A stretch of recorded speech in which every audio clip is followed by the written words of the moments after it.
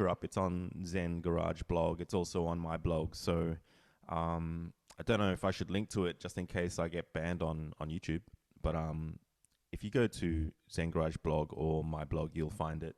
I thought that was just really fun to figure out where my influences were, starting from a Playboy art book that my dad had on the bookshelf.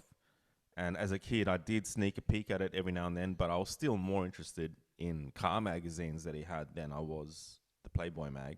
But I've still got that Playboy Vargas Girls book on my bookshelf, and has a lot of sentimental value, obviously.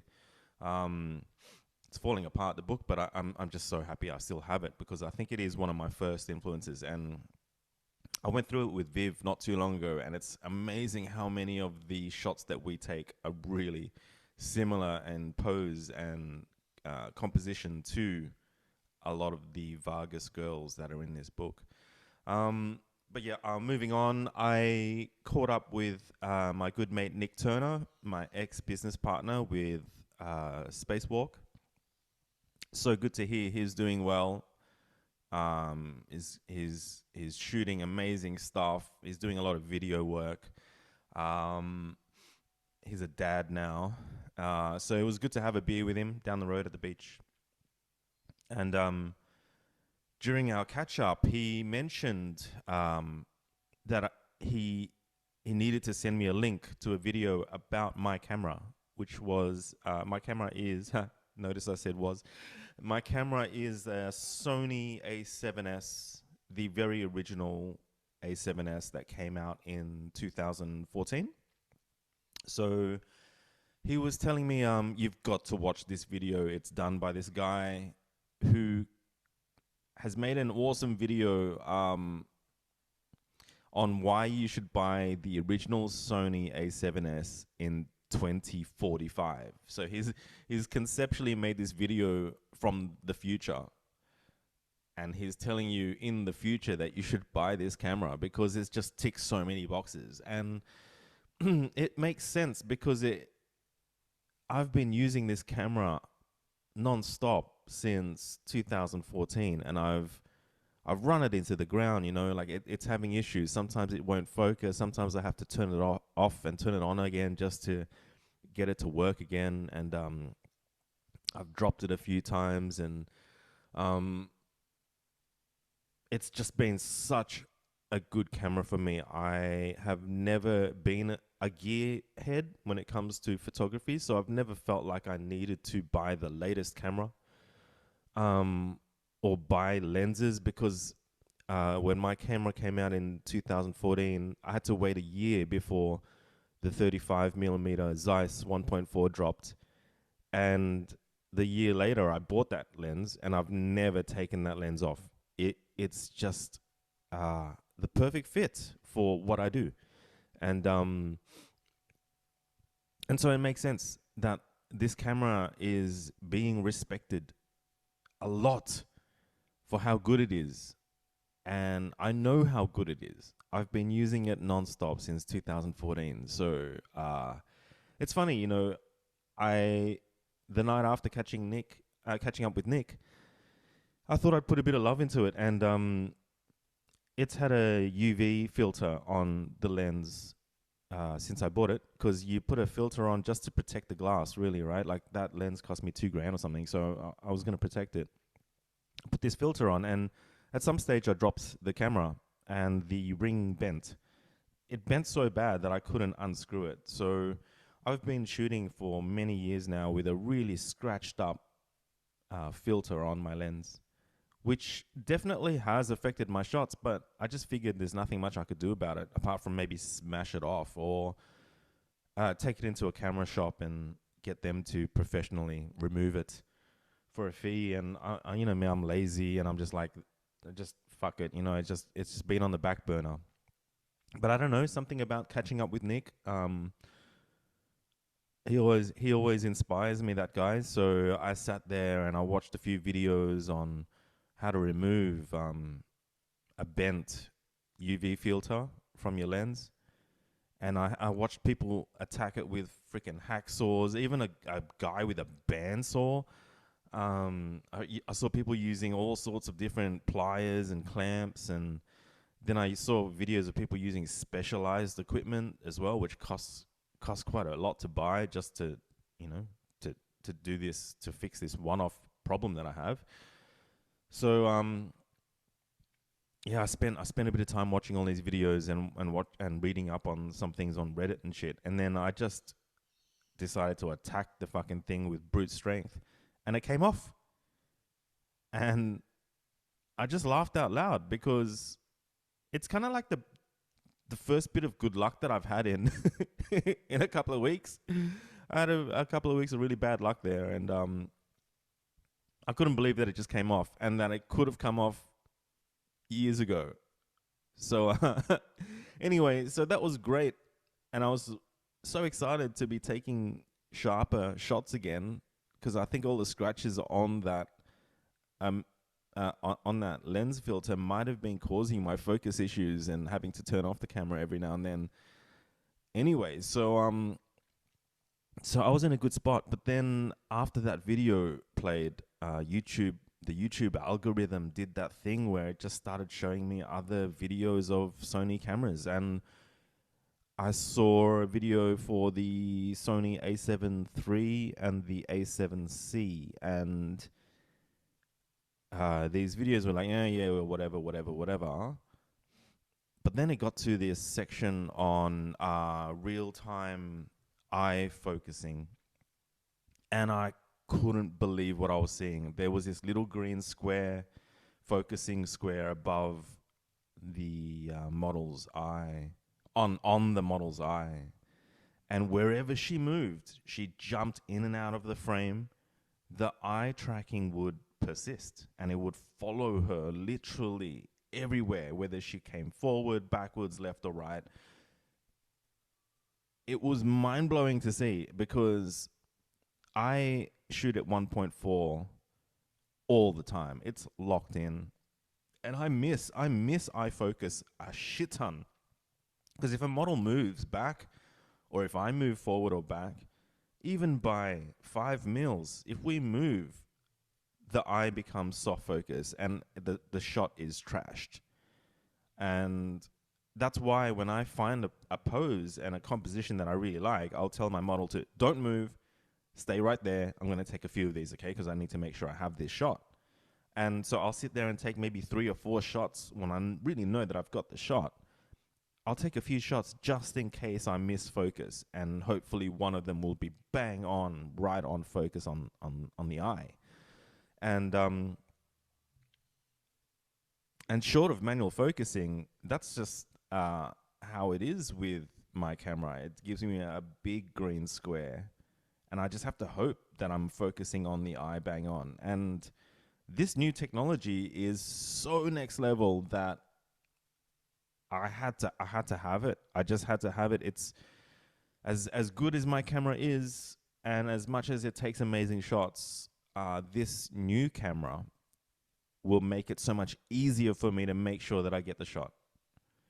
And it won't make me miss a shot that I will really regret missing. You know, sometimes I take a shot and 3 or 4 of the shots, the eyes are blurry, and I get really upset about it because, my God, that could have been the shot, right? So I posted up on Facebook that I was looking at either an A7 III or an A7C, and then my good mate Mark Bakula, and both Nick and Mark hopped on, and a few other people too hopped on and just said they suggested the A7 IV. And I'm such a not a gearhead when it comes to this kind of stuff that I didn't even know the A7 IV existed. And it's the latest, their latest camera, right? So it's even better than the A7 III. It's got more resolution, which I'm a bit worried about because I like to work fast in Photoshop, and if it's too high res, might slow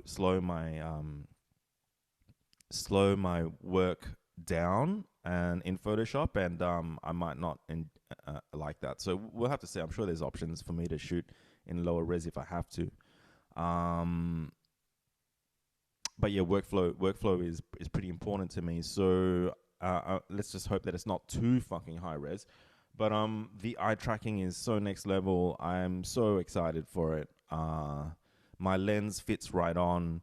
The battery life on these new A7 IVs apparently is unreal in comparison to my A7S, which I'm really happy about. But at the same time, it uses a completely new battery. So I had to buy an extra battery, which wasn't cheap, but that's fine. And so it was decided, right? I was gonna buy this A7 IV for its real-time eye focus, real-time eye autofocus. That's what they're calling it.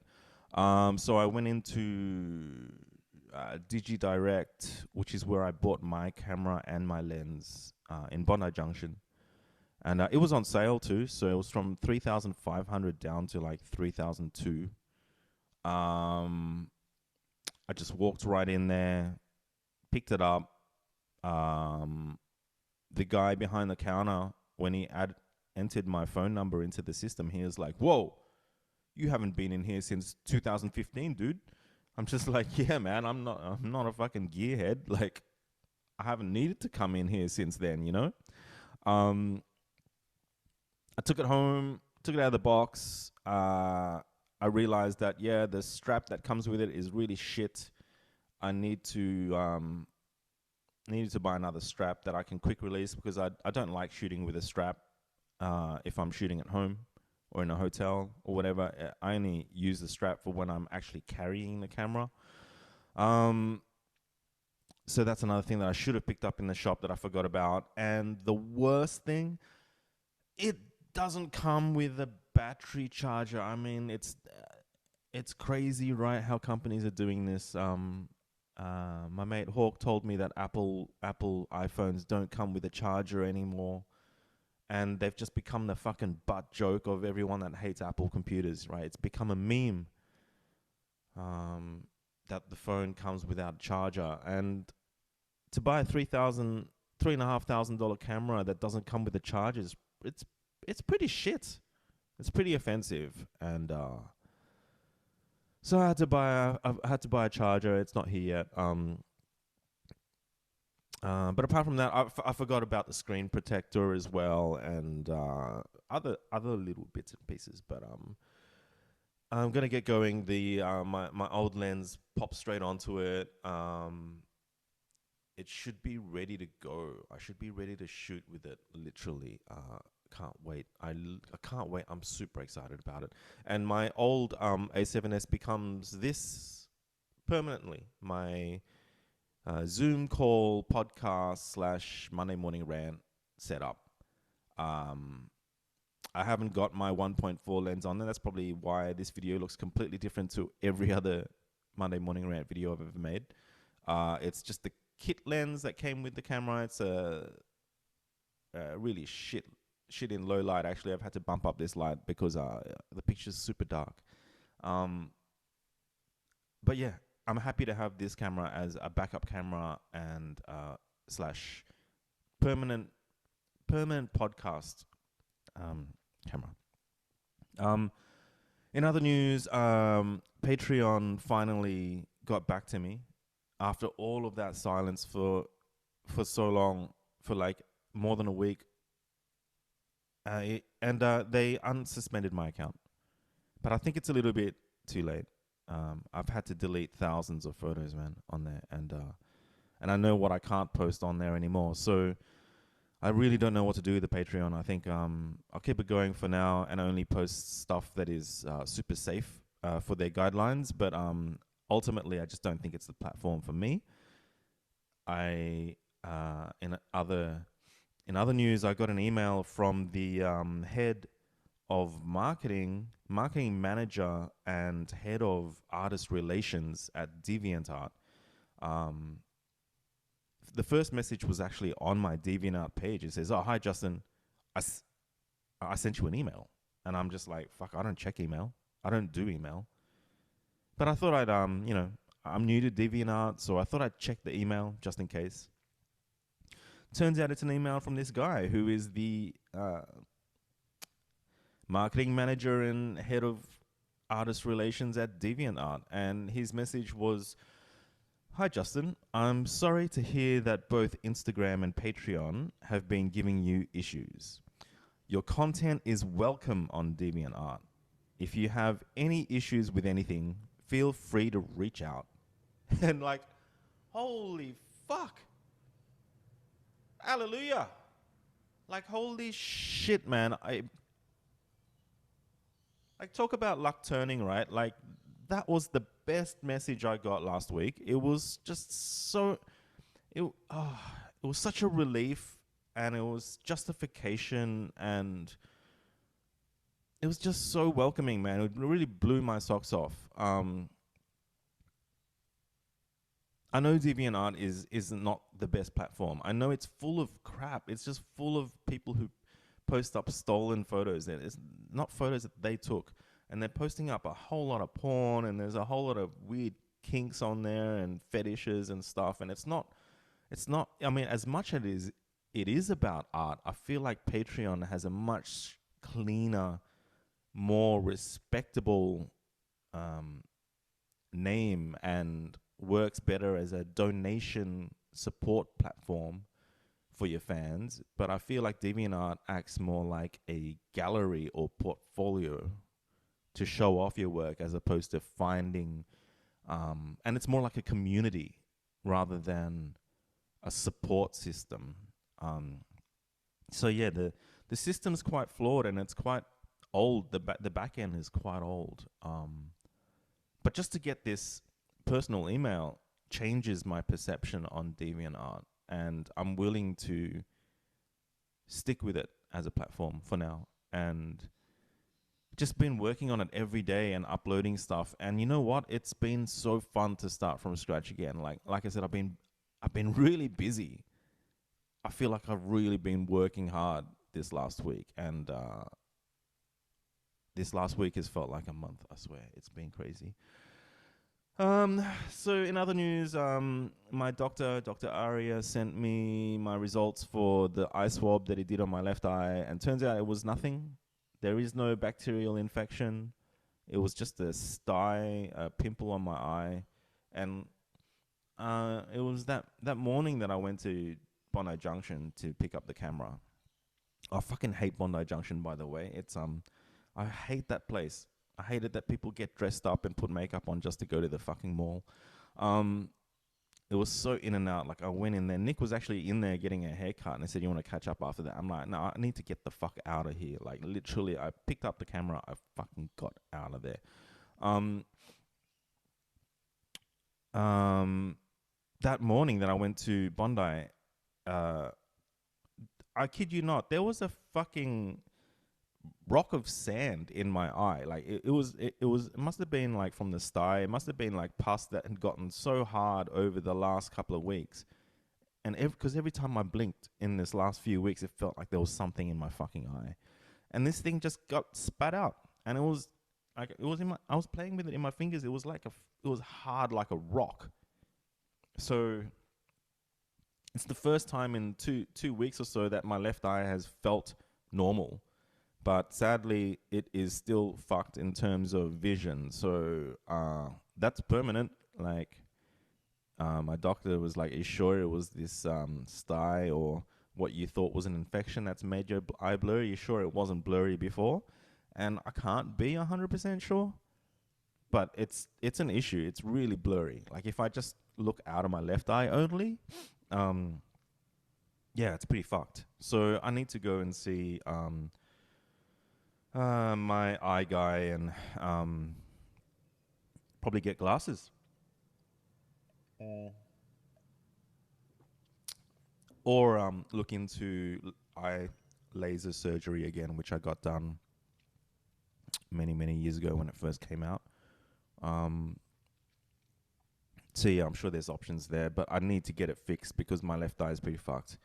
But at the same time, when I'm shooting, my left eye is always shut, and I'm always got my right eye through my viewfinder. And I always joke about putting an eye patch on, because when you're shooting a lot, uh, when I shoot a lot, my left eye starts to um, just lose control, and I have a hard time keeping it shut because it's just like there's nerves in there that my left eye spasms, and the fucking spasming has gotten to a point where sometimes I say to my models like, holy fuck, I need to buy a fucking eye patch just to keep my left eye shut properly. So I'm glad it's the left eye that's bung when it comes to photography, not my my right eye, because then I'd be truly fucked. Um, okay, in other news, big news, I have been really on it with inspecting apartments. My mum and I inspected 3 apartments last Saturday. The first one was in Randwick, right across the road from the mall and the busy Randwick Junction strip. But it was in an apartment that was set back about like 70 meters from the main street. And it was the penthouse too, an east-facing penthouse with views of Coogee Beach. And it was just such a unique building. It was super run down, modern but run down. Um, and I think it's because it of the elements, right? Like even though it's so not exactly close to the beach, I think that salt air just fucks everything. It was really breezy up there. What was nice about this place in particular was there was this old lady that held the lift for us, and we got to have a chat with her, and I asked her what was it like living here, and she said she loved living there.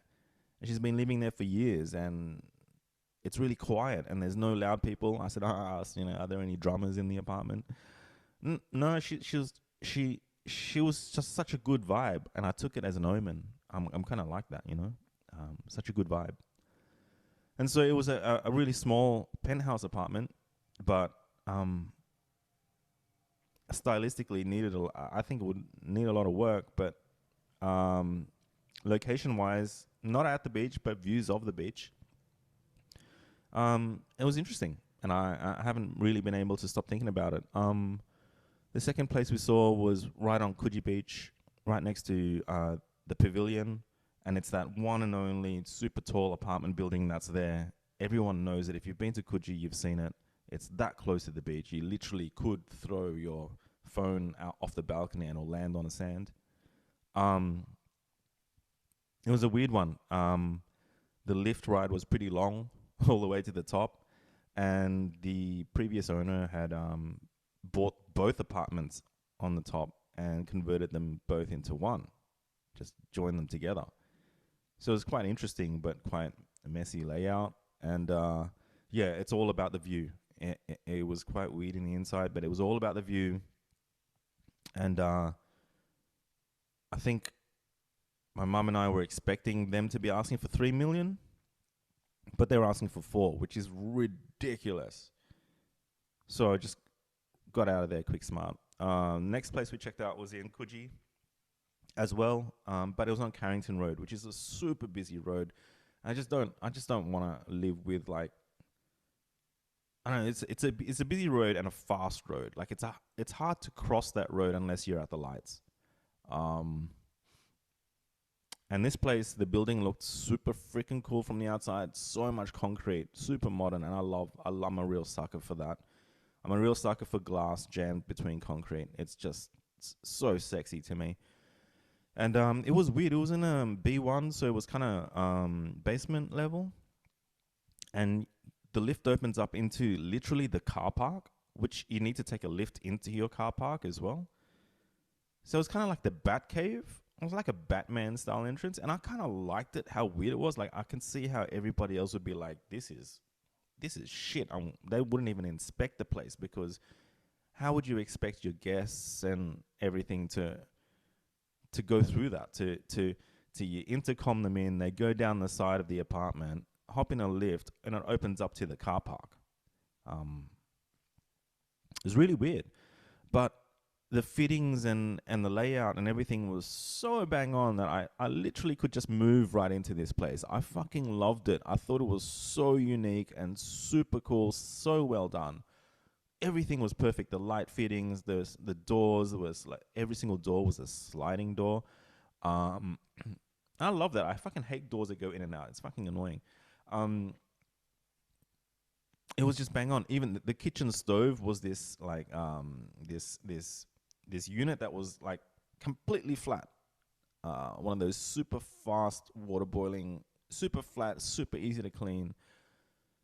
It was just it was perfect. But I could smell rising damp. I could smell mold in the back rooms, which is where you sleep, and it was so strong. It was such a strong smell. Of course, the real estate agent was like, "Oh, it's just because maybe because no one's lived here for a while, and that's all it is." I'm like, "Nah, man, that's fucking damp." And you know, you're below ground level, so it makes perfect sense. The whole of eastern suburbs is built on sandstone, and I had a good look around out the front, and yeah, absolutely, the whole thing is sandstone.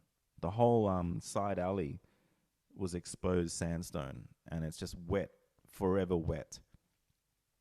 So that's not something that you can fix, man. Oh my god, I was talking so much that I had a choke. That was probably the first time I fucking edited a Monday morning rant before. Maybe I should have left the choke in there. Okay, guys. Well, I'm gonna leave it at that. A lot on my plate, especially with selling the house and moving out and finding an apartment. I think as much as my mum loves checking out apartments and she's so into it, for me it's not exactly stressful. It's exciting as well, but what I've noticed is you really do have to get up and go and check out these apartments, even if it might not be perfect in the website listing. You need to go, and even if you think it is perfect, you go and you find that it's not. And I think the experience I've had so far of 2 weeks of hunting has been so enlightening, and seeing the potential in things and also shaping what it is that I'm looking for. So, as much as I'd love to sell this for a shit ton and live off a whole lot of profit, I might actually end up spending 3/4 of this place if I find the perfect dream apartment that has the most amazing location and fittings and everything. It's changing the way I'm looking at it all. Um, sure, it'd be nice to have like, you know, 3 or 4 mil in the bank account profit and live off that forever. But hey, I'm not going to live forever, right? So like, even having 1 mil, holy fuck, that's $1 million, man. Just buying this camera and stuff has been really difficult because it's eating into my GTR money, which it really hurts, you know. Like, I sold that car for 50K, and that 50K is gone. So it's like, okay, well, fuck. Uh, Never thought in my life ever that I would have so much money in my bank account if I sell this house, and it's just gonna make buying the necessities and even some luxuries just, I don't know, something that I'm not used to. But I do feel like it's time for me to maybe uh, enjoy, truly enjoy. So yeah, that's all the shit that's been happening, and I'm in a really good space despite having like a bit of bad luck there for a while. I feel like something's changed, and I had a really fucking good week. And later today, I'm catching up with an old friend that I haven't seen in so many years. She's an amazing human being, and I'm so looking forward to it. She left a message on my Facebook to say she lives in Coogee now, and when I was posting something about looking for property, and so we're catching up today.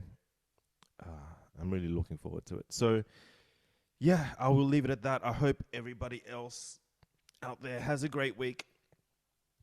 I'm pretty sure I'm gonna have a great week, and the tide has turned, and I'm looking forward to shooting especially. So thanks, guys, for listening, and I shall catch you guys in the next one. See yas.